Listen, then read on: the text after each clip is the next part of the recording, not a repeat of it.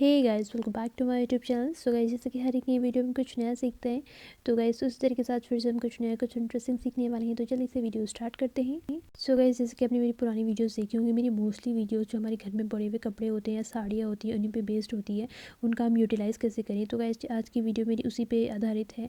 तो गाइस ये मेरी साड़ी है जो पुरानी है और इसका मैं आज आपको यूटिलाइज़ बताने वाली हूँ, बेस्ट यूटिलाइज़। तो वीडियो में तक बनी रहिएगा। तो गाइस अपने वीडियो में साड़ी तो देख ली, बट ये जो है कपड़ा, ये मेरे ब्लाउज़ का कपड़ा है। मीन्स जो साड़ी के साथ ब्लाउज़ मिलता है वो कपड़ा।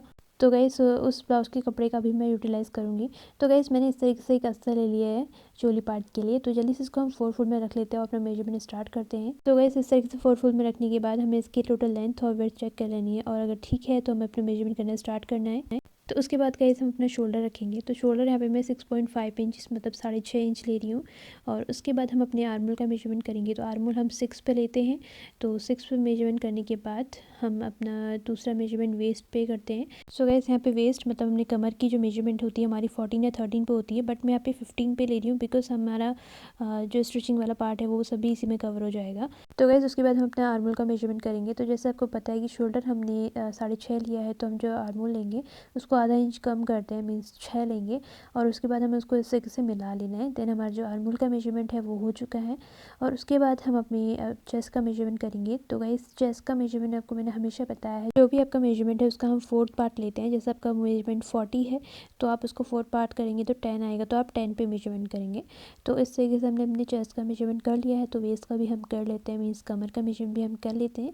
दोनों का मेजरमेंट करने के बाद हमें इसको सिंपली मिला लेना है। और उसके बाद हमें इस तरीके से अपने मार्जिन भी ले लेना है, मीन्स आप 1, 2 या 1.5 इंच मार्जिन ले सकते हैं अपने हिसाब से। इस तरीके से मार्जिन लेने के बाद हमें अपने आर्मोल का जो शेप होता है वो भी बना लेना है। तो गाइस मेजरमेंट हो चुका है हमारा, तो जल्दी से इसकी कटिंग कर लेते हैं। तो गाइस कटिंग हो चुकी है मेरी, मैं आपको उसका अलग अलग करके दिखा देती हूँ। ये देख सकते हैं फ्रंट और बैक पार्ट दोनों की कटिंग हो चुकी है।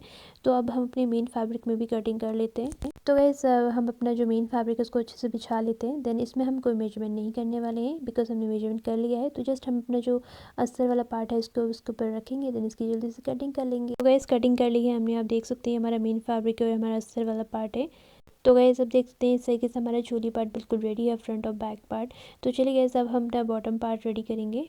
तो गाइस यहाँ पे बॉटम पार्ट के लिए हमें सिंपली इस तरीके से अपना जो साड़ी है उसको ट्रायंगल शेप में रख लेना है, जैसे हम हमेशा रखते हैं मोस्टली चीज़ों के लिए। तो गाइस मैं इस साड़ी का एक लॉन्ग गाउन या फिर आप कह सकते हैं अनारकली फ्रॉक सूट टाइप का बना रही हूँ। तो उसके लिए हम ये मेजरमेंट कर रहे हैं। तो सिंपली यहाँ पे जो हमें अभी मेजरमेंट कर रही हूँ, यहाँ पे हमें अपनी कमर का निशान लगाना है। जो भी आपका कमर का मेजरमेंट है वो हमें यहाँ पे लगाना है। उसके बाद हमें डाउन में इस तरीके से यहाँ से नीचे को लेते हुए जितनी आपको लंबाई चाहिए उतना आप इसको रखिए। उसके हिसाब से आप इसको पूरा राउंड शेप में निशान लगा लेंगे। तो गाइस इस तरीके से हमें चारों निशान लगा लिया है। तो जल्दी से इसके हम कटिंग कर लेते हैं। तो गाइस कटिंग कर ली है, मैं इसको खोल के दिखा देती हूँ। ये देख सकते हैं कितना प्यारा प्रिटी सा लग रहा है। तो गाइस चोली पार्ट कट हो चुका है और हमारा बॉटम पार्ट भी कट हो चुका है। तो चलिए अब चलते हैं मशीन की तरफ, अब स्टिचिंग का काम करेंगे। तो गाइस सबसे पहले जो हमारा स्टिचिंग में काम होता है वो होता है हमारा चोली वाला पार्ट रेडी करना।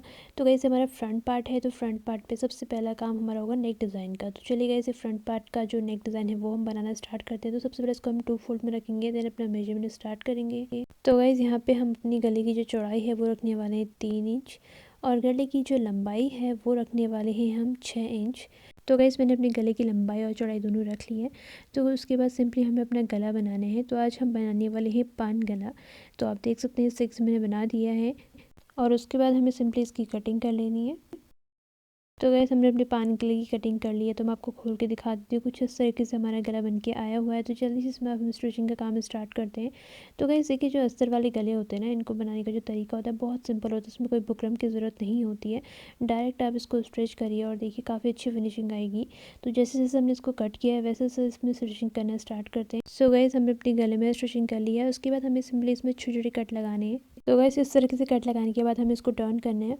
टर्न करने के बाद हमें एक और स्टिचिंग लगानी है जो कि हमारी फाइनल स्टिचिंग और आप कह सकते हैं फिनिशिंग स्टिचिंग होने वाली है। तो चलिए गैस स्टिचिंग हो चुकी है। मैं आपको उसको टर्न करके दिखाती हूँ कि नेक डिज़ाइन कैसे बन के आया हुआ है। तो गाइस ये मेरा पान गला बन के आ चुका है, बट अभी प्रेस नहीं करी तो फिनिशिंग नहीं आएगी। जब प्रेस करूँगी फाइनल स्टिचिंग के बाद तो काफ़ी अच्छा सा लुक इसका आएगा, तो वो लुक मैं आपको दिखाऊंगी, तो वीडियो में अंत तक बनी रहिएगा। तो चलिए गाइस हम अपना बैक वाला जो नेक डिज़ाइन है उसको बनाना स्टार्ट करते हैं। तो सिंपली उसको भी हम 2 फोल्ड में से रखेंगे। जो भी हमें नेक डिज़ाइन बनाना है वो हम इसमें बना लेंगे। तो गाइस फ्रंट पे तो हमने पान गला नेक डिज़ाइन बना लिया है, बट बैक में हम सिंपल बनाने वाले हैं। तो उसके लिए हम मेजरमेंट ले लेते हैं। तो यहाँ पे हम 6.5 इंच 6.5 मैं अपने गला का लंबाई ले रही हूँ, और चौड़ाई उसकी उतनी ही लूँगी जितनी फ्रंट में ली थी, 3 इंच। तो उसके बाद हम सिंपली जो अपना यू शेप नेक डिज़ाइन है उसको बना लेंगे, देन उसकी कटिंग कर लेंगे। तो गाइस हमने अपने यू शेप नेक डिज़ाइन की कटिंग कर ली है। तो सिंपली इसमें भी वही प्रोसेस है कि हमें इसमें इसके चारों स्टिचिंग करनी है। तो गाइस स्टिचिंग हो चुकी है, उसके बाद छोटे कट लगा लेते हैं इसके चारों ओर। तो गाइस उसके बाद सिंपली हम इसको खोल के इसमें स्टिचिंग करनी है, तो नहीं हमारी फाइनल स्टिचिंग होने वाली है। तो जल्दी से हम कर लेते हैं। तो गाइस स्टिचिंग कर ली है मैंने, और ये मेरा नेक डिज़ाइन बन के आया हुआ है। तो गाइस हमारा फ्रंट और बैक दोनों का गला बन चुका है। तो अब हमारा जो अगला काम है वो है हमारा शोल्डर अटैच करना और साइड वाले पोर्शन को स्ट्रेच करना। तो गाइस देखिए कुछ लोग डायरेक्ट अपनी शोल्डर को अटैच कर लेते हैं, उससे बिल्कुल फिनिशिंग नहीं आती। बट आपको क्या करना है, इससे अपने शोल्डर दोनों शोल्डर्स जो हैं एक पोर्शन के उसको खोलना है, अस्तर वाला और मेन वाला फैब्रिक दोनों इस तरीके से खोलने हैं। उसके बाद हमें इसमें स्टिचिंग करनी है। तो आप देखेंगे काफ़ी अच्छे से फिनिशिंग के साथ आपकी जो शोल्डर अटैच करके आए हुए हैं। तो देखिए इसमें हम स्टिचिंग करते हैं स्ट्रेट में। तो गाइस इसे शोल्डर अटैच करने का सबसे बेस्ट तरीका है।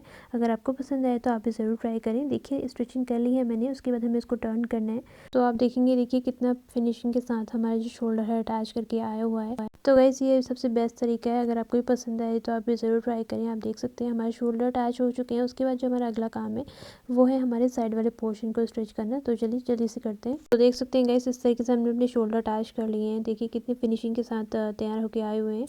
तो गाइस यहाँ पे हमारा ब्लाउज़ का कपड़ा भी और बचा हुआ है। आधे का तो हमने चोली बना लिया, बट आधा भी और बचा हुआ है। तो मैं सोच रही हूँ इसका क्यों ना हम स्लीव्स में काम करें।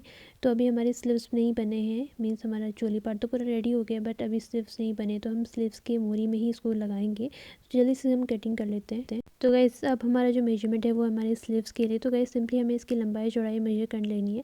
उसके बाद हमें अपना मेजरमेंट करना स्टार्ट करना है। तो गाइस सबसे पहले 3 इंच अपनी मूरी के लिए निशान लगाएंगे इस तरीके से। तो गाइस उसके बाद हमें अपनी बाजू की लंबाई रख लेनी है। तो यहाँ पे मैं अपनी 11 इंच बाजू की लंबाई ले रही हूँ, बिकॉज़ मैंने उसकी लंबाई और बढ़ानी है अभी एक्स्ट्रा फैब्रिक लगाकर। तो इस तरीके से हमने मेजरमेंट कर लिया है लंबाई का। तो जल्दी से हम इसमें अपनी आर्मोल का शेप भी दे देते हैं, इसकी मोरी का नाम भी रख लेते हैं। तो गाइस मोरी का नाम आप 5-6 इंच अपने हिसाब से रख सकते हैं, और बाकी का जो मेजरमेंट होता है आर्मोल का वो हमारी चेस्ट के अकॉर्डिंग होता है। तो हर किसी का चेस्ट का मेजरमेंट अलग होता है, तो उसके हिसाब से ही आप उसको मेजर करेंगे। तो चलिए हमने मार्जिन वगैरह भी दे दिए, तो आप इसकी कटिंग कर लेते हैं। तो गाइस हमने अपनी स्लीव्स की कटिंग कर ली है और हम आ चुके हैं मशीन पे। तो गाइस आप देख सकते हैं ये फैब्रिक हमारा ब्लाउज़ के कपड़े का बचा हुआ है। तो इसको हम यूटिलाइज़ करने वाले हैं अपनी बाजू की मोहरी में। तो चलिए गाइस जो हमने फैब्रिक लिया हुआ है इसको हम इसका सिंगल पार्ट हम पहले स्टिच करते हैं अपनी स्लीव्स में। सो गाइस वीडियो अच्छी लगी तो प्लीज़ लाइक शेयर कमेंट करते हुए चलें। तो गाइस आप देख सकते हैं मैंने सिंगल पार्ट स्टिच कर लिया है। उसके बाद हमें इसका दूसरा पार्ट लेना है और उसको इसके ऊपर इस तरीके से फिनिशिंग के साथ स्ट्रेच कर लेना है। तो गाइस जो फैब्रिक है ना हमारे ब्लाउज़ के, थोड़ा सा ऐसा फैब्रिक है कि इसके धागे या फिर आप कह सकते हैं इसके रेशे पूरे खुलते हैं। तो इस वे में अगर हम इसको स्ट्रेच करेंगे तो इससे बिल्कुल इसके धागे इन फ्यूचर नहीं खोलेंगे, पूरा अच्छे से लॉक हो जाएगा। तो आप देख सकते हैं इस तरीके से मैंने स्ट्रेच कर लिया है। मोहरी बनाने के बाद हमें अपने जो स्लीव्स का आर्मोल वाला पार्ट है उसमें भी हमें सिंगल स्टिचिंग करनी है, क्योंकि यहाँ पे भी हम हल्के फुल्के रफल या फिर आप कह सकते हैं चुन्नटे बनाने वाले हैं। तो गाइस आप देख सकते हैं इस तरीके से मैंने बना भी दिया है। तो इसको अब हमें जो स्लीव्स है इसको बस स्टिच करने का काम ही रह गया है। तो स्टिच करने के लिए हमें अपने चाहिए होगा आर्मोल का मेजरमेंट। तो यहाँ से हम अपना चोली के पार्ट से इसका मेजरमेंट ले लेंगे। तो गाइस इस तरीके से मेजरमेंट लेंगे तो काफ़ी अच्छी फिटिंग आएगी। तो आप देख सकते हैं यहाँ पे 8.5 8.5 से थोड़ा सा ज़्यादा है। तो गाइस सेम इसी तरीके से हम अपने दूसरे वाला आर्मोल का नाम भी ले लेंगे। तो गाइस हमने दोनों स्लीव्स के लिए आर्मोल का मेजरमेंट ले लिया है। तो जल्दी से जो हमने मेजरमेंट लिया है उसको हम कर लेते हैं। देन हम अपनी जो स्लीव्स है इसकी स्टिचिंग भी कर लेते हैं। देन इसका देखते हैं फाइनल लुक। तो गाइस स्टिचिंग कर ली है मैंने अपनी स्लीव्स में। तो उसको हम सुलटा कर लेते हैं। तो गाइस आप देख सकते हैं कुछ इस तरीके से मेरे स्लीव्स बन के आए हुए हैं। तो जल्दी से हम अपनी चोली वाले पार्ट में इसको स्टिच कर लेते हैं। तो गाइस आप देख सकते हैं इस तरीके से मैंने अपनी चोली में स्लिप्स अटैच कर लिए हैं दोनों, कुछ इस तरीके से बन के आया हुआ है। आप देख सकते हैं कितना प्रिटी लग रहा है। तो चलिए गाइस अब हम अपने चोली वाले पार्ट में अपना बॉटम वाला पार्ट है उसको भी स्ट्रेच करेंगे। तो इस तरीके से हमारा बॉटम पार्ट भी बिल्कुल रेडी है। तो गाइस बॉटम पार्ट के लिए मैंने 2 पार्ट सेम कट किए हैं, क्योंकि एक पार्ट हमारा अस्तर का काम करेगा और एक पार्ट हमारा मेन फैब्रिक का काम करेगा। तो इसमें हमें अस्तर लाने की ज़रूरत भी नहीं पड़ी। जो पूरी साड़ी है, पूरी साड़ी का हमने अच्छे से यूटिलाइज़ किया है मतलब। तो चलिए गाइस जल्दी से हम इसको चोली वाले पार्ट के साथ अपने बॉटम वाले पार्ट को स्ट्रेच कर लेते हैं। तो गाइस अब देख सकते हैं मेरी जो ड्रेस है बिल्कुल बनके रेडी है, बिल्कुल मार्केट वाला लुक इसका लग रहा है। तो गाइस आपको कैसी लग रही है आप एक कमेंट सेक्शन में ज़रूर बताइएगा। और आज की वीडियो बस यहीं तक रखते हैं। वीडियो अच्छी लगी तो प्लीज़ लाइक शेयर कमेंट और चैनल को सब्सक्राइब ज़रूर कीजिएगा इसी तरीके की और व्यूज़ देखने के लिए। So guys thank you for watching.